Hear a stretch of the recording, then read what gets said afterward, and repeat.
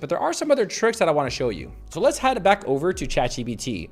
Now, on the same tab where I was making the website, I'm now going to ask it to create animations on the websites. Now, I was working on the website in this tab, so I'm going to, keep it in this tab so it remembers the actual website and images.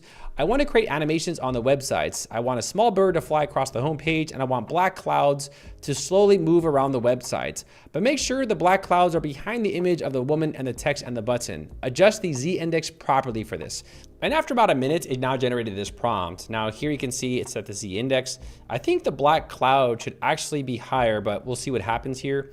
And this is the actual prompt right here. It's quite large, so I'm just gonna go ahead now and copy this prompt. All right, so after running that prompt, you'll see that we have these black clouds right here and they slowly hover. Now this image right here is a JPEG image, it's not a PNG. So if I want these clouds to go across the entire page, obviously I would just make this a PNG file. And we are also missing the bird. Ah, there's the bird. All right, so we have this black bird right here. He's flying across the screen. And obviously these are just small little touch-ups you can add. You can, put like birthday cakes, or you can put like Pokemon or, whatever to jump across the screen.